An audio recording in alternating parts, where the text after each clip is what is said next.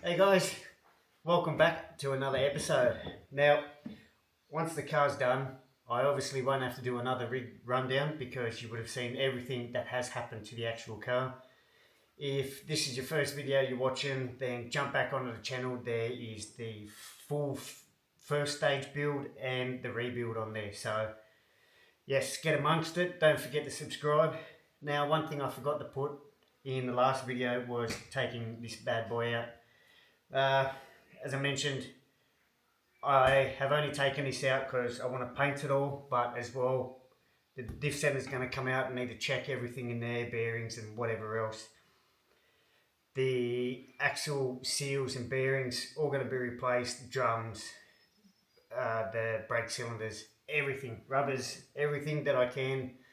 As once I leave this garage and head out on my trip, that's it. I don't or won't have a garage to work in again. So got to minimise the mechanical issues. We all know it's going to happen, but yeah, we've got to minimise what can happen. So let's do our thing. Get on the other side of the car.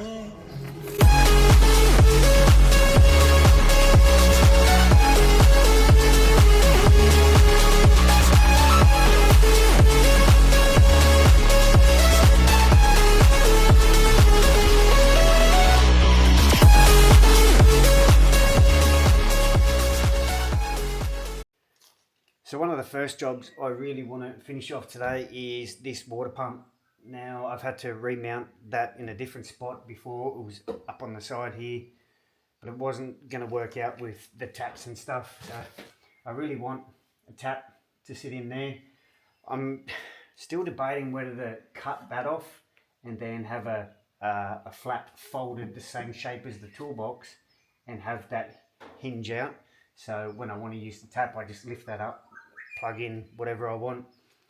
And another one of these are going down the back as well. Now the one down the back is for when I do like dishwashing and stuff like that. I can just plug it in and then spray the water in the sink.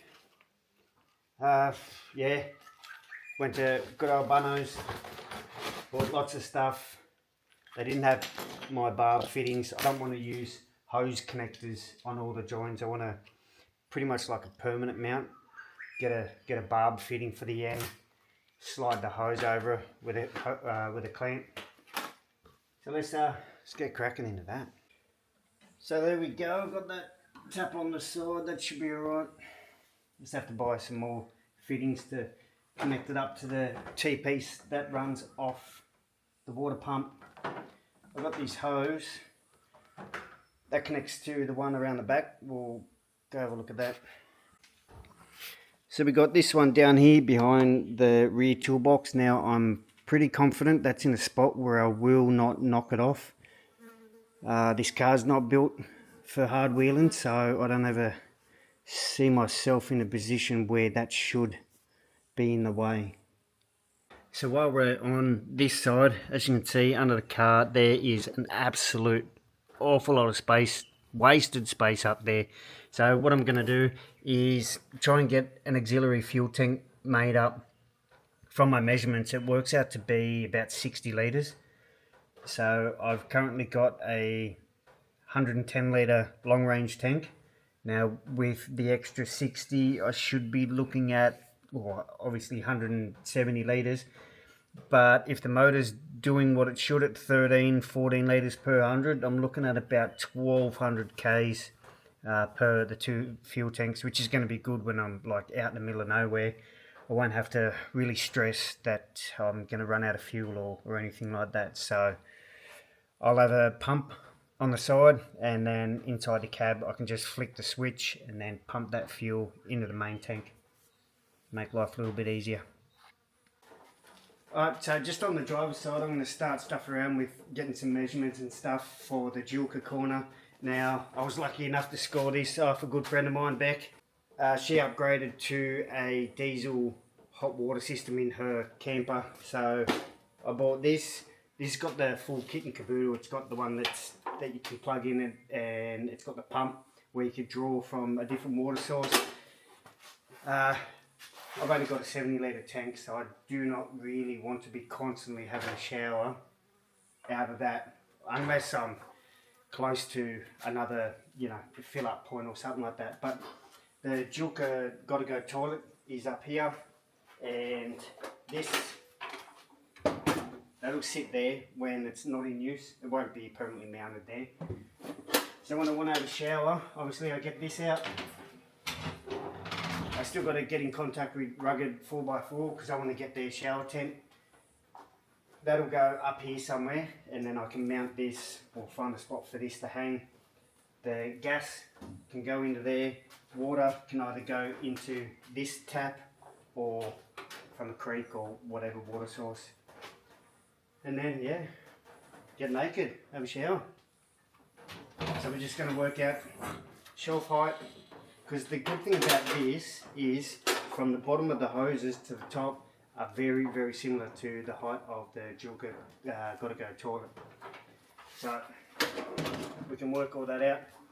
And then underneath is another drawer, another alloy drawer that need to get folded up. Lots to do. Let's get in. Alright, moment of truth, guys. I went out and bought very expensive fittings for the taps. All the hoses connected. I put 3 litres of water in. Turned the pump on. Primed it all up.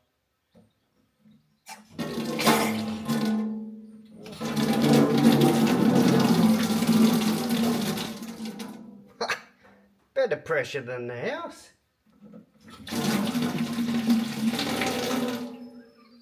Oh, hell yeah. So that's 11.3 litres per minute. That's wicked. Yes, another package turned up for the chopped L300. Now, I do make my own stickers. As you've seen, all those sponsored stickers there on the back there. I made all of them. But this time I decided to go with IVD Vinyl Co. out of Queensland. I seen one of their sponsored ads on Facebook and I thought, you know what, that looks cool.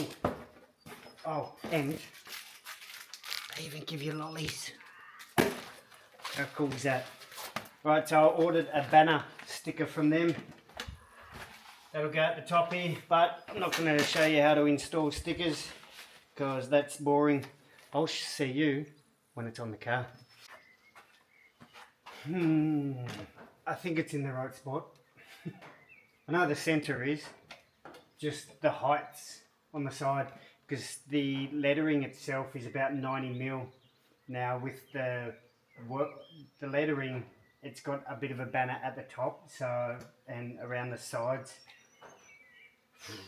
And because it's longer than the windscreen, I'm going to cut it to the shape of the windscreen as well, so it's going to look good. It's just going to look even better if it's level. Oh, let's cut, peel and stick. Well, there's no turning back now. See what we got going on up here. So I'll start to peel back this transfer tape, and then I'll have to start trimming in the actual sticker to the window. See how we go. I always wanted to have a proper sticker on the front. Now we got one. Like they've got a gazillion designs. They had this just on their sponsored ad, but then I told them, can you chuck all the social media symbols on there, as that's where you'll find me. You'll find Mr. L300 on Facebook, Instagram, YouTube, TikTok. Don't forget, search them all up. Don't forget to subscribe. Another item ticked off the list, but I get to eat my lollies now.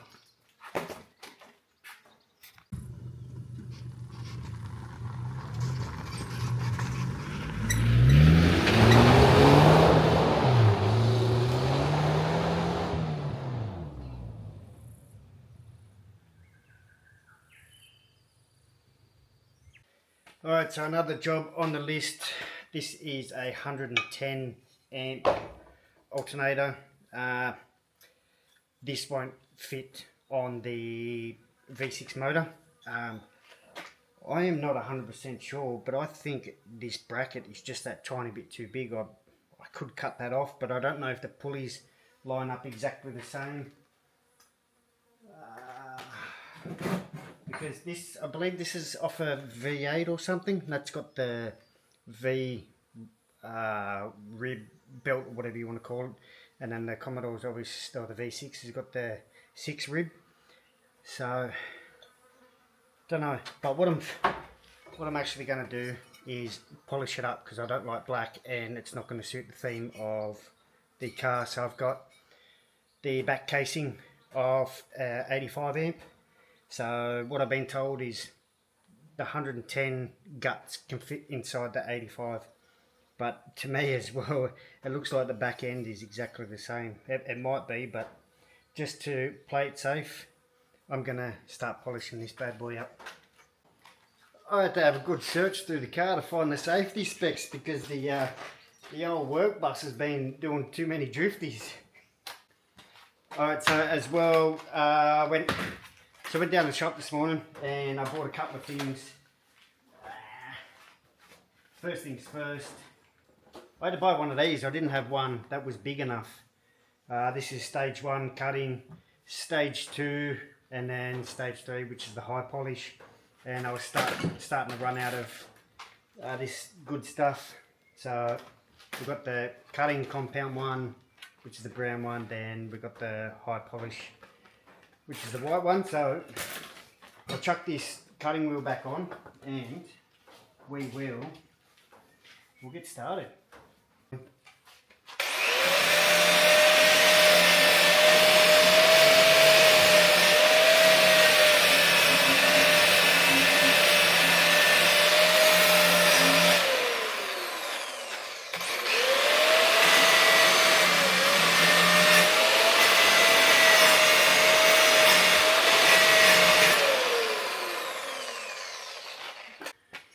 It does look okay, but I just want to give it a quick hit with this new wheel and we'll see what happens.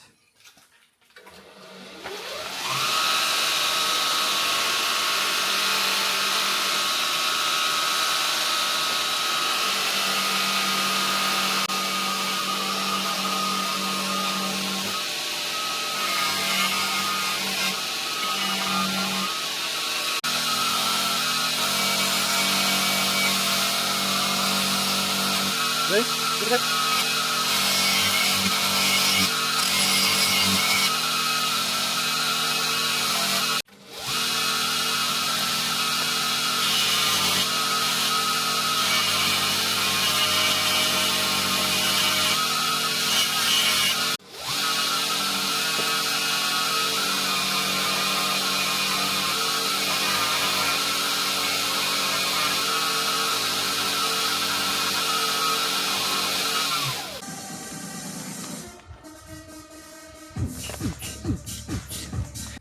Alright, so I thought I'd come outside and show it glistening in the sun.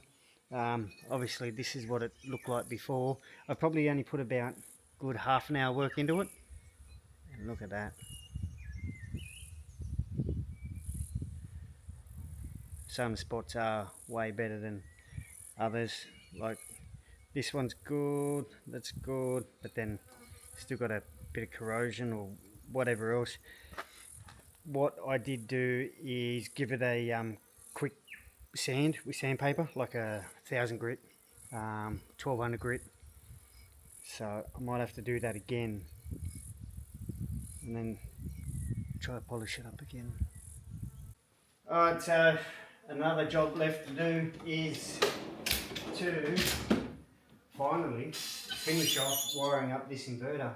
Now, iTech World, they supply you with 000 cable. Now this is rated to 325 amps, I believe.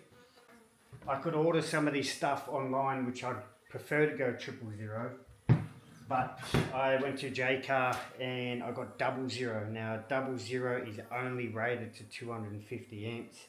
Now they do say, or they did say, that this is what they would sell people who want to wire up a 3000 watt inverter. But yeah, I would much rather go on 000, but it's just not long enough for where I want all the cables to run. So as usual, I'm not going to show you how to wire all of this up, but as you can see, that red wire up in the top right, that's the one I need to take off and run the cable, because I want to put the fuse pretty much sort of right in center of everything, and then run the other cable straight up to the battery. So we'll get into that, and I'll come back to you when I need to tidy all of these cables up. Are you ready? We ain't stuffed around here.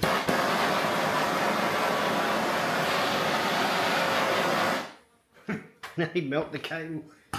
Nah, she's right. Oh, let's get this in there. Well, finally, this is all complete.